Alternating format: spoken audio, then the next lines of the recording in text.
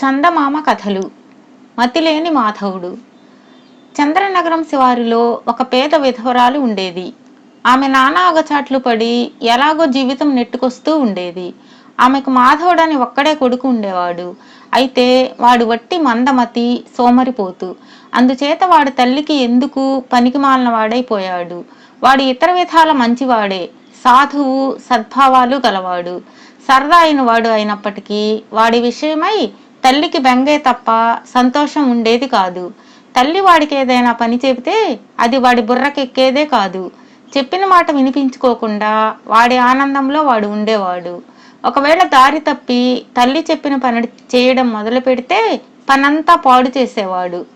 ఒకరోజు మాధవుణ్ణి తల్లి వంట చెరుకు కొట్టుకు రమ్మని చెప్పింది.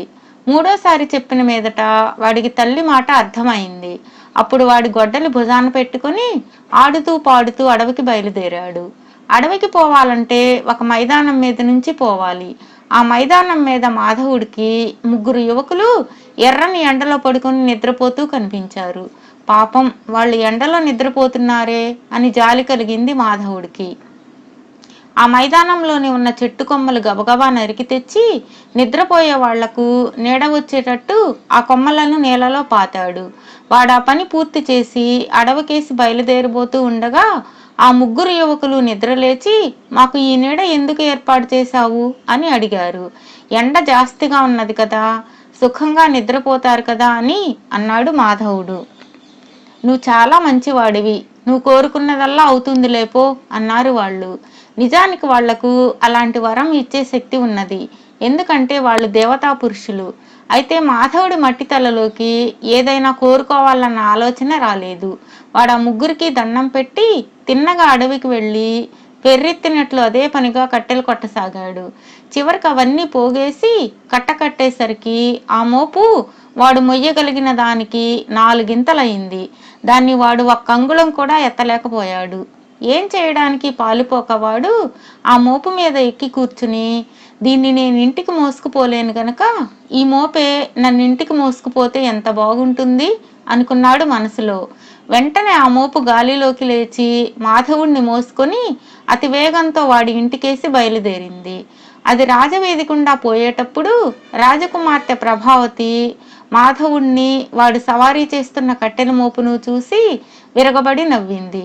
మాధవుడు తలపైకెత్తి కిటికీ వద్ద నిలబడి తనను చూసి నవ్వే ప్రభావతిని చూసి, నన్ను చూసి నవ్వుతావా, నీకు మొగుణ్ణి అయినప్పుడు నీ సంగతి చెప్పకపోతానా అనుకున్నాడు.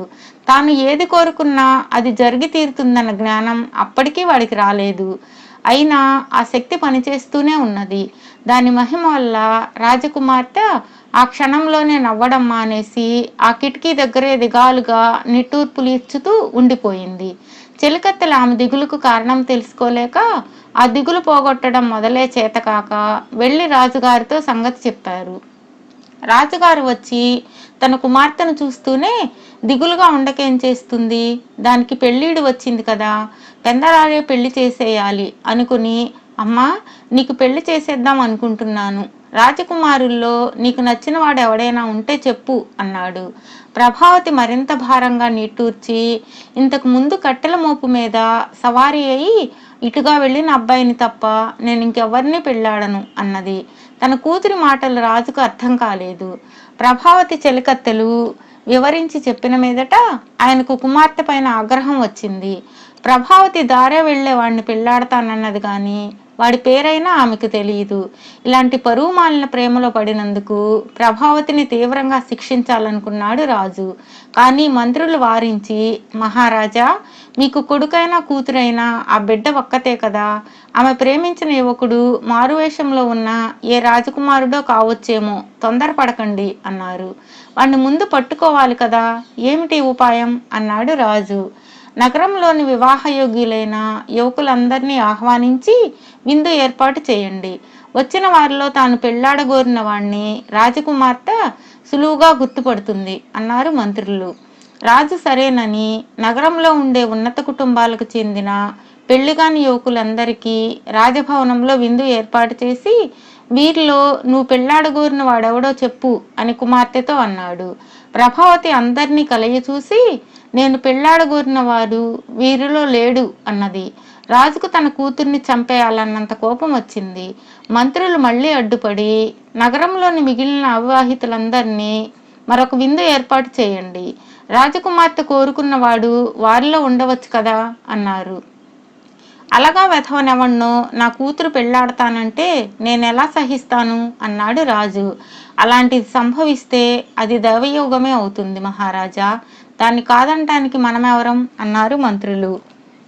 రాజు మరొక విందు ఏర్పాటు చేయించి నగరంలోని బీదా సాదా కుటుంబాల యువకులందరినీ అధికారపూర్వకంగా ఆహ్వానించాడు. ఈ సంగతి మాధవుడు వినను కూడా లేదు.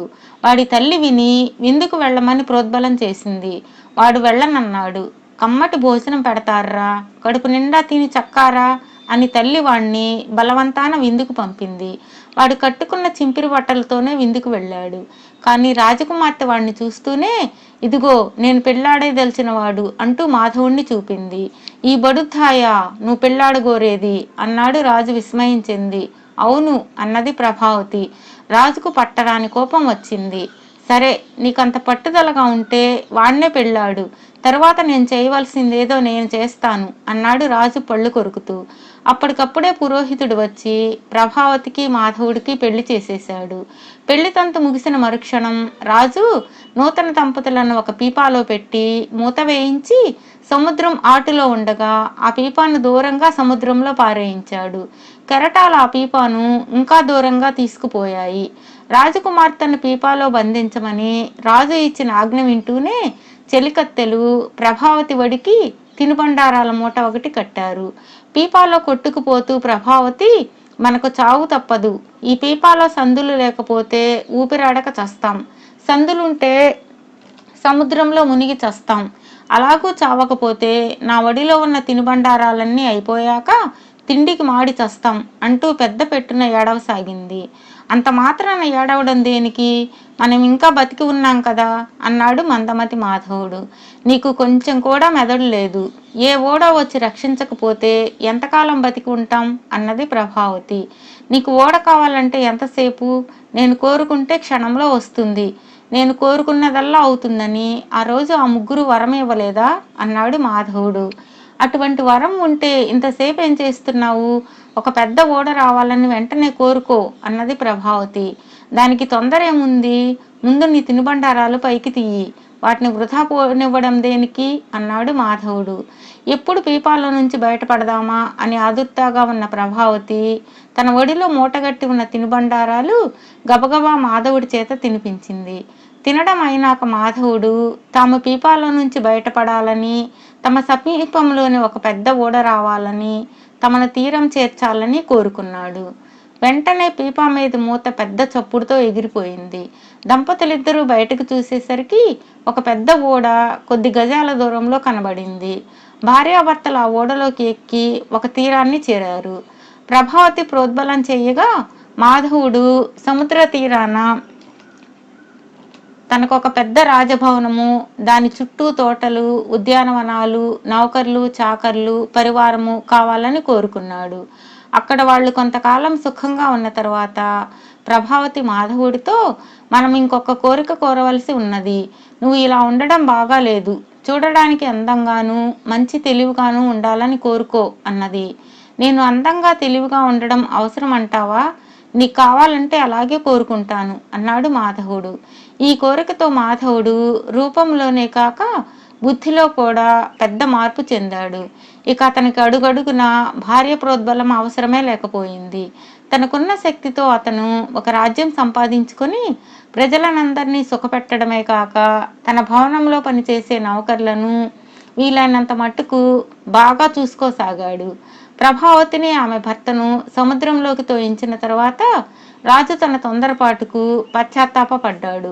కొన్ని ఏళ్ల అనంతరం ఆయన వేటకు వచ్చి దూరాన ఒక కొత్త రాజభవనం ఉండడం గమనించి అదెవరిదో కనుక్కుందామని వెళ్ళి తన కుమార్తెను తిరిగి కలుసుకుని పరమానందం చెందాడు. మాధవుడు తన తల్లిని తెప్పించుకొని ఆమెకి ఏ లోటు లేకుండా అన్ని ఏర్పాట్లు చేశాడు. ముసలితనం ఆమెకు సుఖంగా గడిచిన మాట నిజమే కానీ ఆ ఇంటి వాళ్ళు తన కొడుకు కోడలు అని ఆమె నమ్మలేకపోయింది. అప్పుడప్పుడు ఆమె తన కొడుకును తలుచుకొని పిచ్చి వెధవ ఏమైపోయాడో అని విచారపడుతూ ఉండేది.